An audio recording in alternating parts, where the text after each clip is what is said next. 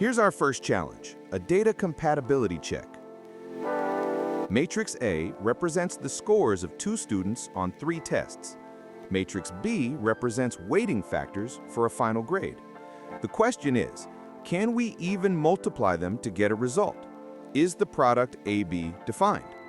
First, let's determine the dimensions of each matrix. Matrix A has 2 rows and 3 columns, so it's a 2 by 3 matrix. Matrix B has 2 rows and 2 columns, a 2 by 2.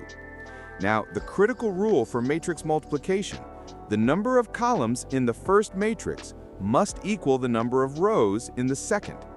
Here, we compare the inner numbers, 3 for A's columns and 2 for B's rows. Since 3 does not equal 2, the multiplication AB is not possible. It's undefined. Here's an essential IB exam tip. Always check the dimensions first. It takes only a few seconds and can prevent you from wasting valuable time attempting an impossible calculation on your exam paper. Challenge number 2 is about foresight.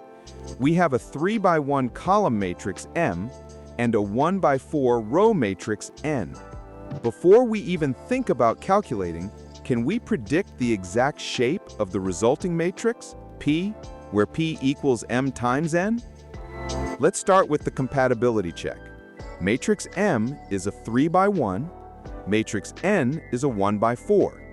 The inner dimensions are 1 and 1, they match, so we know the multiplication is possible. Now for the prediction. The dimensions of the resulting matrix are determined by the outer numbers, the number of rows from the first matrix and the number of columns from the second. So, matrix P will have 3 rows and 4 columns.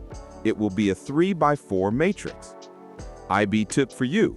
This is a fantastic mental check, especially when using your calculator. If you multiply matrices and the resulting dimensions aren't what you predicted, you've likely entered something incorrectly. It's an instant error spotting technique.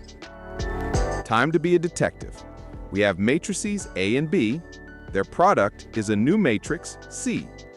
Your mission, should you choose to accept it, is to find the single element in the second row, first column of C, which we call C21. To find the element in the second row and first column of the product matrix, we need the dot product of the second row of the first matrix, A, and the first column of the second matrix, B. The second row of A is 3, 2. The first column of B is 0, -6. Now we multiply corresponding elements and add them up. That's 3 times 0 plus 2 times -6.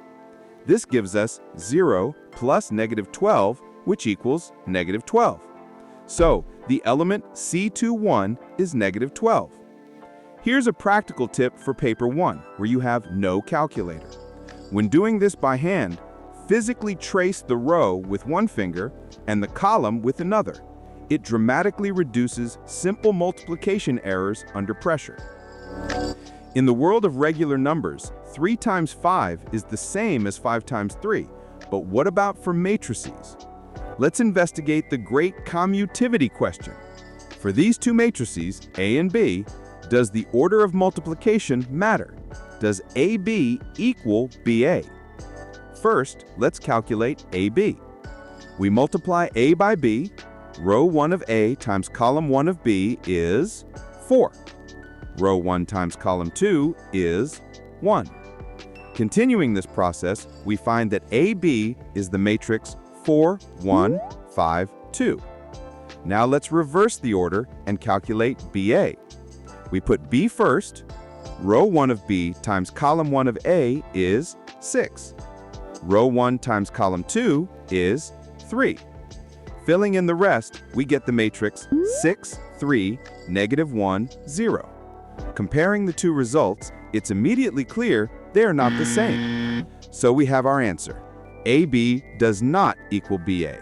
This is a crucial property of matrices. IB internal assessment IA tip. The non-commutative nature of matrices is a fascinating topic for an exploration. You could investigate specific cases where AB does equal BA, like when 1 is the identity matrix. or explore its implications in geometric transformations, where rotating then translating is different than translating then rotating. Imagine a chain of operations. Does it matter how you group them? This is the Associativity challenge.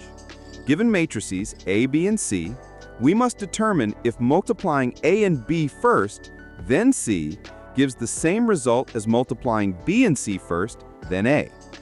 Let's tackle the left side, AB times C. First, we compute AB. This is a 1 by 2 times a 2 by 2, resulting in the 1 by 2 matrix 2, 3. Now, we multiply this result by C. 2, 3 times the column matrix 4, negative 1 gives us 8 minus 3, which is 5. Now for the right side, A times BC. We start with BC. This 2 by 2 times a 2 by 1 results in the 2 by 1 column matrix negative 3, 4. Now we pre-multiply by A. 1, 2 times negative 3, 4 gives us negative 3 plus 8, which is also 5.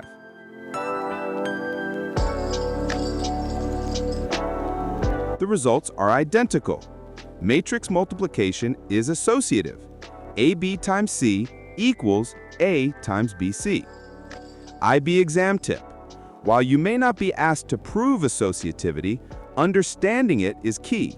It allows you to break down a long chain of matrix multiplications on your calculator, like A times B times C times D, in any pairing you want, for example, calculating AB first, then CD, and finally multiplying the results. Here's a puzzle that looks like it's straight from algebra. Can we distribute matrix multiplication over addition? In other words, for matrices A, B, and C, is A times the sum of B and C the same as AB plus AC? Let's evaluate the left side, A times B plus C. First, we add B and C by adding corresponding elements. This gives us the matrix 0, 3, 4, 3. Now we multiply A by this sum. After calculating the dot products, we get the result 0, 6, 4, 6. Now for the right side, AB plus AC. We calculate AB, which gives us 2, 6, 1, 5. Next, we calculate AC, which results in negative 2, 0, 3, 1.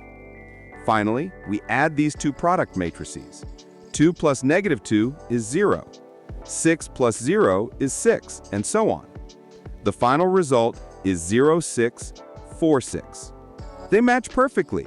Matrix multiplication is distributive over addition. IB formula booklet tip. This property isn't explicitly in the formula booklet, but it's a fundamental rule you're expected to know. It's especially useful in proofs and algebraic manipulation of matrix equations, which you might encounter in the HL course. Our quest is to find a special matrix, a matrix that acts like the number 1.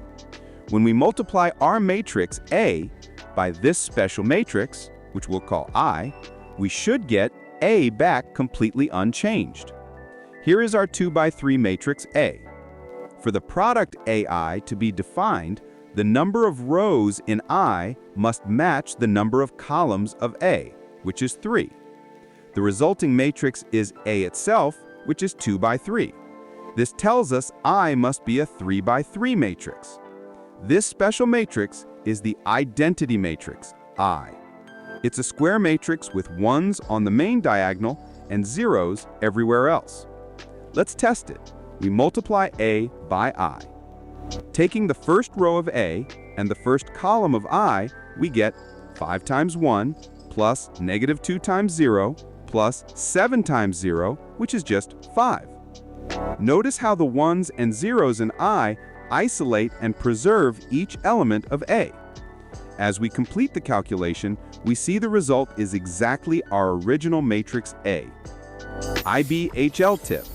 The identity matrix is the cornerstone for finding the inverse of a matrix. The inverse A inverse is the matrix that, when multiplied by A, gives you the identity matrix I. This is a critical concept in solving systems of linear equations. For our final challenge, let's explore what happens when we multiply by a matrix of pure nothingness. What is the effect of multiplying matrix A by the zero matrix, which has compatible dimensions?